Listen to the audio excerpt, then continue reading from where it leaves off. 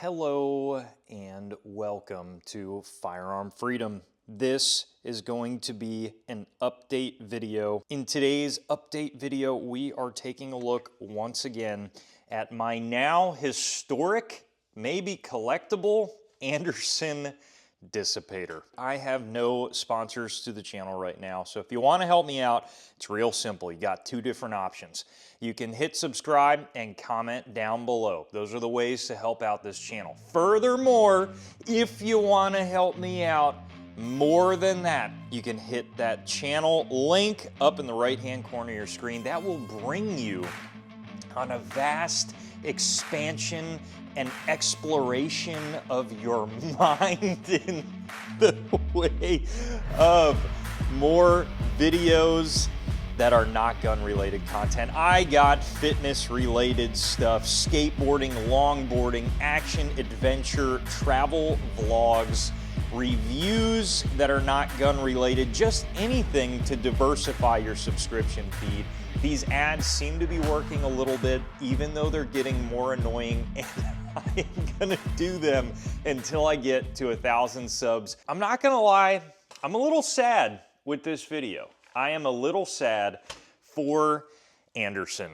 I know, a lot of people did not like Anderson for their quality. They always held a little bit of a soft spot in my heart.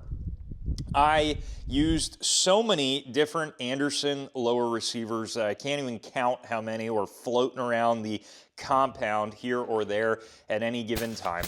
And I never had any issues with those. The upper receivers occasionally were a little rough. I don't know that I would generally recommend them as like a go-to. With that being said, this Dissipator has been absolutely glorious. And this was originally at like right out the gate at the factory at like $399, which I think is unbelievably reasonable for a full rifle, which I had no issues with whatsoever. And that's what I appreciated about Anderson. The quality is not like BCM, Daniel Defense quality, but with that being said, they were always very reasonable with what these rifles were coming out at. In full disclosure, I have obviously already done a video on this rifle, but this was given to me by Anderson for review. And unfortunately, actually throughout the process of this review period, they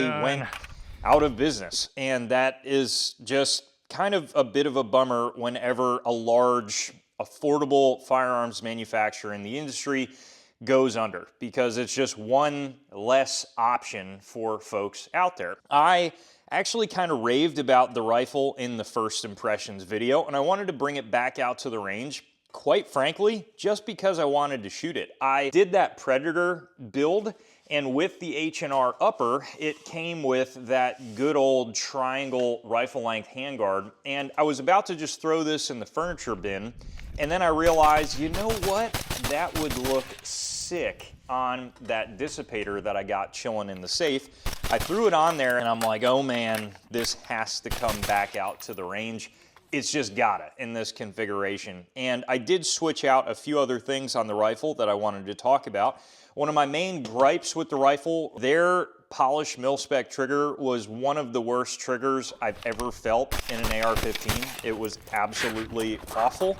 So I threw in just a polished, I think this is one of the ACT triggers. Now the rifle shoots as it should. I do have a random, I think this might be like a Fortis ambidextrous safety on here. You guys know I can't stand ambi safeties, but it was one of those deals where this was like lying around and I needed a safety. The Anderson small components look a little rough. Like if you see that bolt catch / release there, it's got that like purplish, it's gonna break look to it, but it has been very reliable. It's held up good.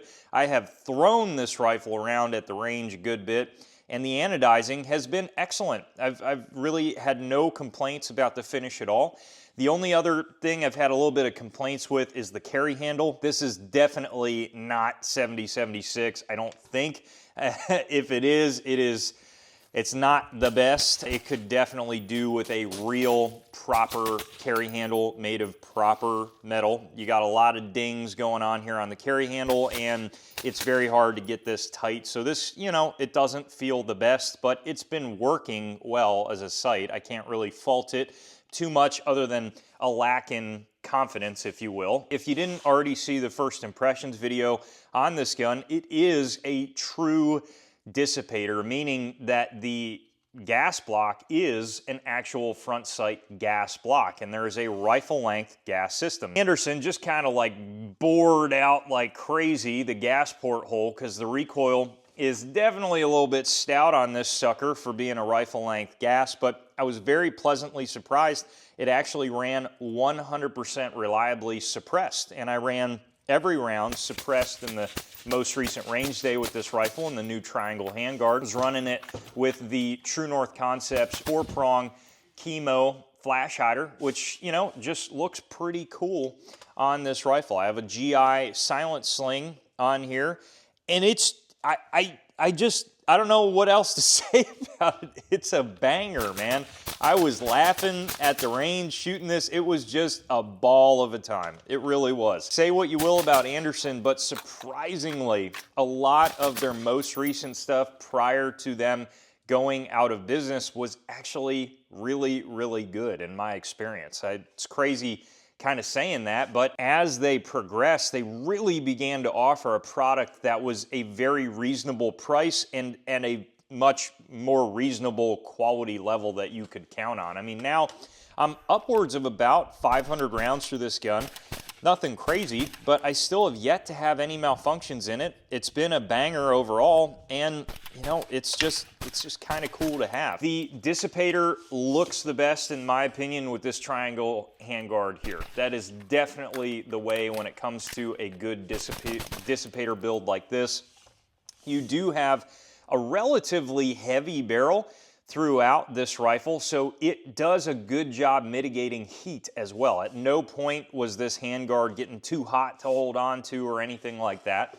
I'm getting a little bit of discoloration on the barrel. I mean, we were getting it pretty hot at the range, but honestly, I mean, it's still not looking too bad. One thing that I did notice that, you know, I mean, it could just be an Anderson thing, but we got one pin sticking out on the bottom. They're both the same distance on this side, but it appears the front pin is a completely different length. So, you know, I don't know. It's just, it's just kind of interesting. One of those Anderson things. This was a remarkably quiet rifle to run suppressed. I was running it with my Silencer Co. crunchy old Omega. That thing has had, man, it on the inside, the baffle stack looks like that little shriveled up worm in SpongeBob asking for chocolate. It's bad. It's whispering, "Kill me," every time I bring it to the range, and it's got very little left in it. The baffle stack is almost gone in that thing, but it actually suppresses really well and continues to be a gold standard for me in the way of rifle suppressors. That can, mixed with this rifle with the standard full-length gas system, was remarkably quiet. I did wear ears because anymore my hearing's getting real bad these days, and I've been wearing hearing protection even when I'm running suppressed, even if the gun is very quiet. I'm still trying to preserve any remaining hearing that I have. So I did pop one round off without my ears on the left side, remarkably quiet, no issues at all there. And you can really hear that in a lot of the B-roll footage because you can clearly hear the reset of the trigger being almost as loud as the freaking shot signature in a lot of those different B-roll shots. So I think this is a very cool rifle, and really the main purpose of this video is just to kind of pay a little bit of respects to a company that, although was not the highest quality at times, still did their part, in my opinion, in the gun community of trying to produce a product that was a reasonable price for the average person to get into something like, hey, a cool Dissipator or a basic AR-15 that probably will do everything you need it to do as a random Joe Schmo just looking to have something to defend your house or something like that. And no one's going to debate that your Anderson rifle is going to be like your grab and go for a go-to-war rifle. The quality level on this rifle, every range day, has continued to impress me more and more. I'm kind of like waiting for something to drop where all of a sudden it just doesn't work anymore and it's broken or a part shears off or something like that because of bad metallurgy or something. But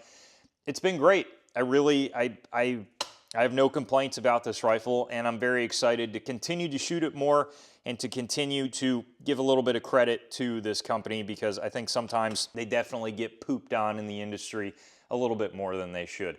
My friends, that is going to wrap up this video of my Anderson Dissipator. If you guys have any other questions about this rifle or anything else on the channel, please throw them down below in the comment section, and I absolutely will get back to you, or at the very least try to, and read your comment. While you're down there, head up to the description for the ways to support the channel, and as always, stay tuned for more great videos coming soon.